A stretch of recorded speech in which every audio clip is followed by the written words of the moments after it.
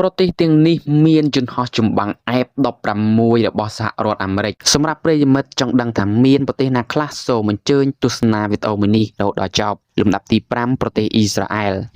លគឺជាប្រទេសមានកងយោធាដែលមានឥទ្ធិពលខ្លាំងបំផុតមួយនៅក្នុងតំបន់មជ្ឈិមបូព៌ាហើយក៏មានសមត្ថភាពខ្ពស់បំផុតក្នុងពិភពលោកផងដែរប្រទេសនេះបង្កើតឡើងនៅក្នុងឆ្នាំ1948ក្រោយពេលអ៊ីស្រាអែលប្រកាសឯករាជ្យប្រជាជនអ៊ីស្រាអែលបុរសនិងស្ត្រីទាំងពីរត្រូវចូលបម្រើយុទ្ធដោយស្ម័គ្រចិត្តនិងតាមច្បាប់ស្ត្រីប្រហែល2ឆ្នាំបុរសប្រហែល2ឆ្នាំកន្លះទៅ3ឆ្នាំប្រទេសអ៊ីស្រាអែលទិញយន្តហោះចម្បាំង F-16 ជាលើកដំបូងនៅក្នុងឆ្នាំ1978ដែលរួមមាន F-16 និង F-15 ផងដែរយន្តហោះ F-16 ដែលទទួលបានដោយអ៊ីស្រាអែលមកដល់ថ្ងៃទី2ក្នុងខែកក្កដាក្នុងឆ្នាំ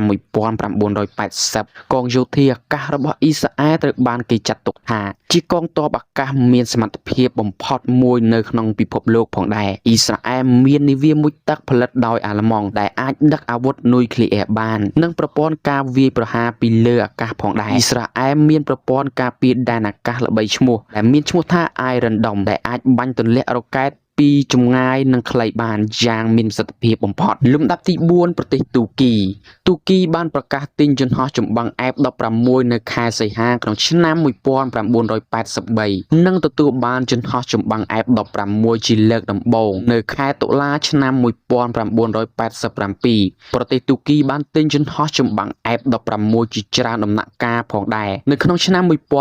1983ទូគីបានបញ្ជាទិញយន្តហោះចម្បាំងចំនួន160គ្រឿងដែលជាប្រភេទ F-16C និងទទួលបានយន្តហោះប្រភេទនេះពីឆ្នាំ1987ដល់ឆ្នាំ1995នៅឆ្នាំ1992បានបញ្ជាទិញបន្ថែម80គ្រឿងប្រភេទ F-16C ដដែលនៅចន្លោះឆ្នាំ1988បានបញ្ជាទិញបន្ថែម40គ្រឿងទៀតដើម្បីជំនួសយន្តហោះចាស់ៗនិងពង្រឹងកងទ័ពអាកាសរបស់ខ្លួននៅឆ្នាំ2007ទូគីបានធ្វើការបញ្ជាទិញបន្ថែម30គ្រឿងទៀតប្រភេទ F-16C ហើយទទួលបានរហូតដល់ឆ្នាំ2012សរុបទាំងអស់ប្រទេសទូគីបានបញ្ជាទិញយន្តហោះចម្បាំងF-16 ប្រមាណ310គ្រឿងទូគីក៏កំពុងចរចាទិញយន្តហោះថ្មីចំនួន40គ្រឿងទៀតផងដែរលំដាប់ទី3ប្រទេសកូរ៉េខាងត្បូងសាធារណរដ្ឋកូរ៉េខាងត្បូងបានទទួលយន្តហោះចម្បាំង F-16 ជាលើកដំបូងនៅថ្ងៃទី2ខែធ្នូក្នុងឆ្នាំ1994កូរ៉េខាងត្បូងបានទិញនិងផលិតអន្តរកម្មយន្តហោះចម្បាំង F-16 ក្រោមស្លាក KF-16 សម្រាប់យន្តហោះដែលផលិតក្នុងស្រុកកូរ៉េខាងត្បូងបានចាប់ផ្ដើមផ្ដល់យន្តហោះ KF-16 ដែលផលិតក្នុងស្រុកក្នុងឆ្នាំ1992កូរ៉េខាងត្បូងមានយន្តហោះ F-16 ឬ KF-16 ប្រមាណ180គ្រឿងក៏ប៉ុន្តែមានប្រភេទផ្សេងប្រមាណ160គ្រឿងផងដែរកូរ៉េខាងត្បូងគឺជាប្រទេសដែលមានអាវុធទំនើប